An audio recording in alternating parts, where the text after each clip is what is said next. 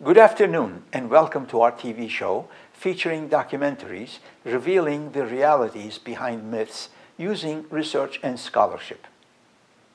I'm your host Ergün Kırlıkovalı and I will be with you every Sunday at 4 p.m. Eastern Standard Time. You're welcome to send me your feedback at mythsandrealities.com. When the World War I was over and the Allies won, the time had come to divvy up the war loot, and it was not an easy task. Paris Peace Conference formally opened with the pledge of open covenants and openly arrived at. But realities were far from anything open. There were wheeling and dealing everywhere. Margaret Macmillan captured the climate well in the introduction of her book called Paris 1919, 6 Months That Changed the World. Page 19, I quote, "For 6 months in 1919, Paris was the capital of the world. The peace conference was the world's most important business, the peacemakers its most powerful people. They met day after day. They argued, debated, quarreled, and made it up again. They created new countries and new organizations. They dined together and went to theater together, and between January and June, Paris was at once the world's government, its court of appeal, and its parliament, the focus of its fears and hopes. Officially, the peace conference lasted into 1920. But those were the first 6 months are the most important that count. The key decisions were taken then, and crucial chains of events set in motion. The world has never seen anything quite like it and never will," unquote. To understand the atmosphere fully, one needs to know that there had been many secret treaties by the Allies to partition the Ottoman Empire. One can appreciate why it was necessary for nations such as Britain, France, and Russia to demonize the Turks regarding the alleged Armenian Genocide. Most of these secret treaties, drawn up by the British and the French, concerned Turkey, the richest war loot for the victors. One such treaty was between Russia, France, and Britain in March 1915, when Istanbul was promised to Tsarist Russia. Another was the Treaty of London, signed in April 1915, giving Italy amazing stretches of territory in Europe, Africa, and Anatolia. In a follow-up secret treaty in April 1917, Italy was promised a still larger zone in Anatolia, including Izmir. But the squabble in Paris ended in the Greek invasion of Izmir on May 15, 1919, to circumvent the Italians. It was this Allied arrogance and the unspeakable Greek atrocities in Western Anatolia that fanned the flames of Turkish nationalist movement, which has become victorious over the Christian powers by September 9, 1922. In March 1916, yet another secret treaty between Russia and France gave Russia the land lying between Persia and the Black Sea and extended France's prospective territory in Turkey. 2 months later, in May 1916, came arguably the most infamous of them all, the Sykes-Picot Agreement between France and Britain. This accord, France was to have Syria, Great Britain, Mesopotamia. Cities like Damascus and Aleppo were to go to some future Arab state, and already King Hussein was on the Great Britain's payroll. From the day of its signing until now, this agreement has reeked of oil and other forms of imperialistic exploitation. If there had been no such secret treaties, there would probably be no Middle Eastern crisis today. One of the bleakest sessions of the delegates at Paris was held in Lloyd George's apartment in Paris on March 20, 1919. It was during this acrimonious debate that there were born the President Wilson's suggestions of sending commission of inquiries to Turkey. The Allied wanted President Wilson to determine the borders of Armenia and preferably assume a mandate over it. Under such circumstances, 2 American investigation commissions were sent out to examine conditions in Near East. The first one was King Crane Commission dispatched to Arab lands, which I covered in episode 47. To refresh your mind, King Crane Commission visited 36 cities, mostly in Arab provinces of the Ottoman Empire, in the 6-week period between June 10th and July 21st, 1919. Bias, arrogance, disrespect, deception, defamation, and racism ubiquitous in the US Protestant Missionary reports from Anatolia before, during, and after the World War I, and by extension in the US and European media coverage based on such reports, have found their way, unfortunately, into the King Crane report. Prejudice and perception trumped objectivity and facts. The US government withheld the report because of the suggestion of independence for Arab states in it, which would clearly clash with the imperialistic demands of Britain and France. Thus, King Crane report had little effect on American public or international arena.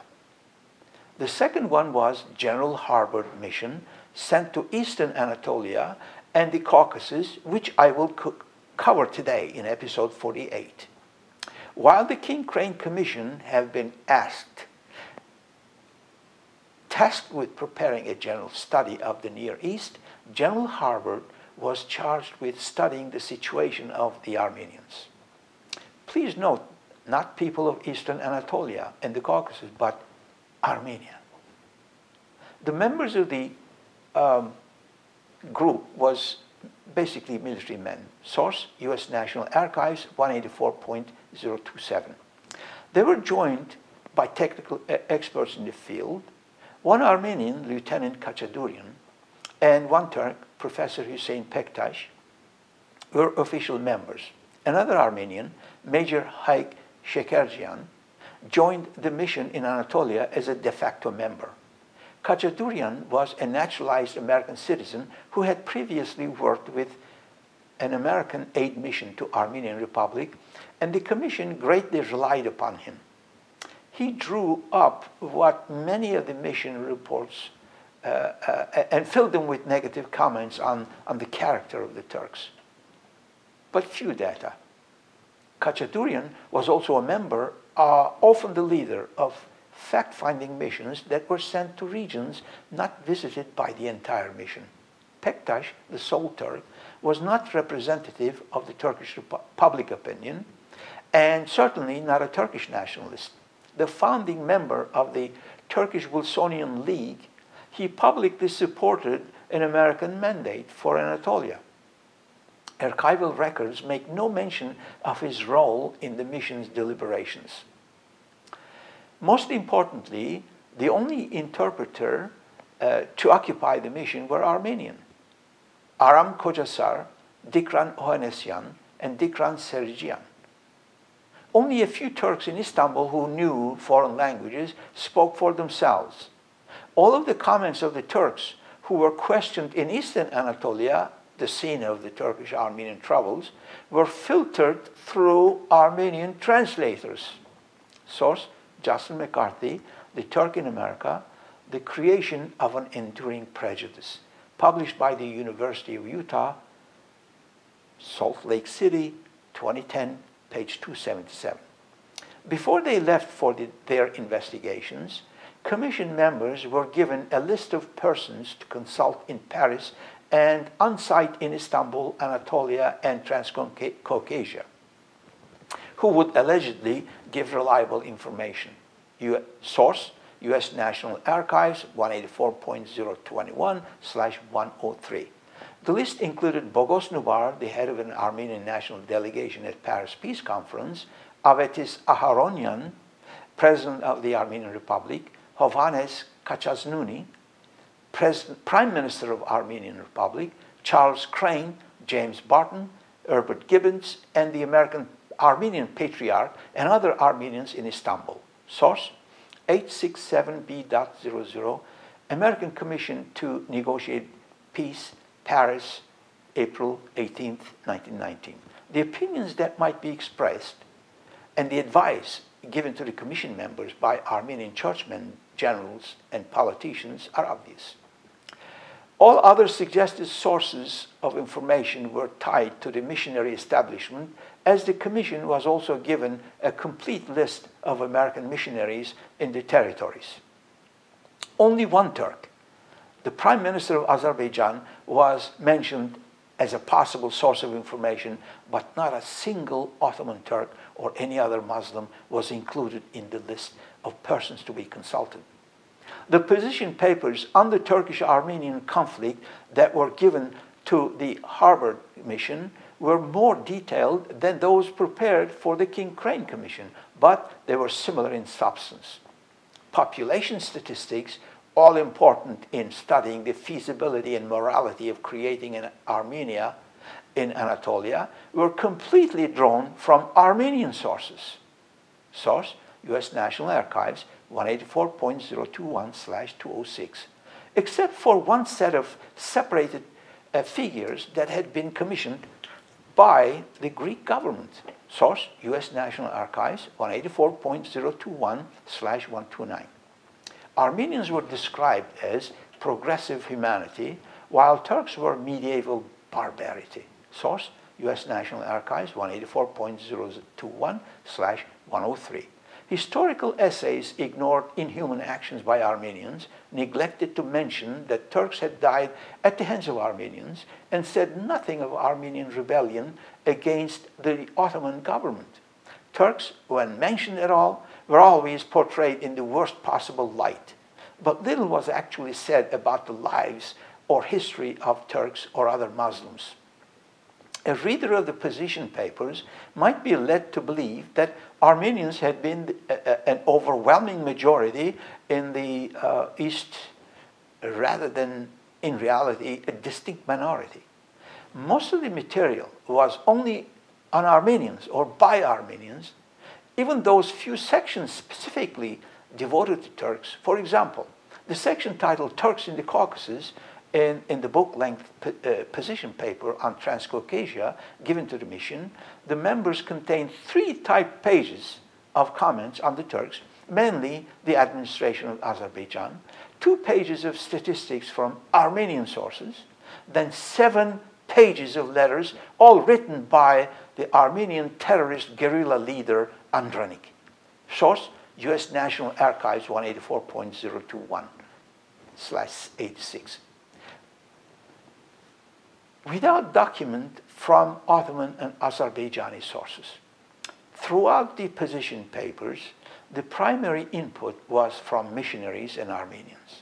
As was the case with King Crane Commission, the sources of information indicate the intentions of the members of the mission long before they set foot in the area. In Anatolia and the Caucasus, the Harvard Mission met primarily with local notables, especially Christians. Their purposes and biases would have been obvious to the few Muslim representatives they consulted, since their method of investigation ensured that they would only be told what they wanted to hear. The fact-finding procedure makes it easy to imagine the answers that Harvard would have received to his questions. Muslim notables were selected when then questioned by mission members, accompanied by members of the Armenian community, with whom the Turks had been at war for 5 years, and by armed guards. The only way for Muslims to give testimony was through the Armenian interpreters. In addition, although the actual questions asked have not survived, comments by mission members make it clear that they were not questions intended to discover what had actually happened in the East since 1914. Instead, they were intended to find out what stood in the way of the intended creation of an Armenia in Eastern Anatolia. When mission members talked to Turks at all, it was about political matters.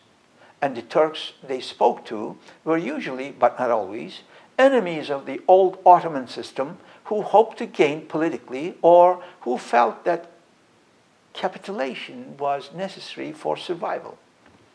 Herbert spoke to both Mustafa Kemal and Kazım Karabekir. Neither defended the old political system, but neither told Herbert that what Herbert wanted to hear.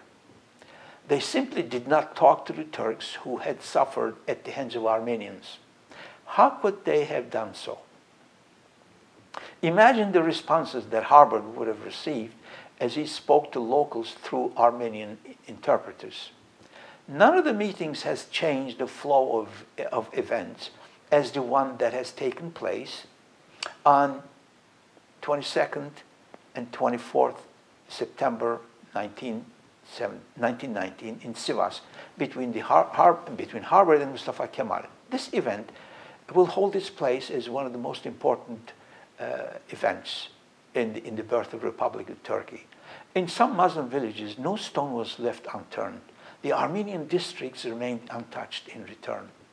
The Herbert report, they could see these, and he traveled outward to Erzurum and Kars on the way to Erivan. Probably he witnessed the signs of rebellion on his trip onward. Herbert was in Erzurum too, and in Sivas. And Turks had nothing to hide. While shaking General Karabekir's hand in Erzurum, Herbert loudly said, "I saw the truth on location." The final report of the Herbert mission was that of, just like King Crane Commission before it, was based on the material its members read and the mindset they developed before the mission ever set out. Much of the report dealt with matters that the mission had never really investigated. It delved extensively into history, which was told without reference to any Turkish sources. If the report mentioned Turkish wartime deaths, it was as deaths in combat. Armenian deaths, in contrast, were uniformly stated to be the result of massacre, with little or no consideration given to starvation or disease. The report cited absolutely no proof, perhaps because the commission members assumed that none was needed. Herbert was not about bending the truth to make his point. For example, he categorically stated that the purpose of the Turkish nationalists was to obtain an American mandate over the Ottoman Empire. The only Turks who had spoken in favor of the American mandate over Anatolia were few, like this Pektash person. And professor at main American Missionary College in the Ottoman Empire might be well disposed towards things American. The men who spoke for the Turks, Mustafa Kemal, leader of the Turkish nationalists, had taken care not to accept a US mandate when he spoke with Herbert. He asked for economic aid if possible, but especially for American adherence to the principles of Wilson's 14 points. Source, Howard King Crane Commission, pages 292 through 294. Herbert also stated that official reports of the Turkish government say 1.1 million Armenians have been deported. He asserted that 1.5 million Armenians had been killed. Both statements were fabrications. Not only do they contradict all the other reports of the Ottoman and Turkish governments, no sources were offered by Herbert, but they're statistical nonsense. There is more on Herbert mission report, but we're out of time. I will conclude my analysis of Herbert mission report in episode 49. Thank you for joining me, and see you next week.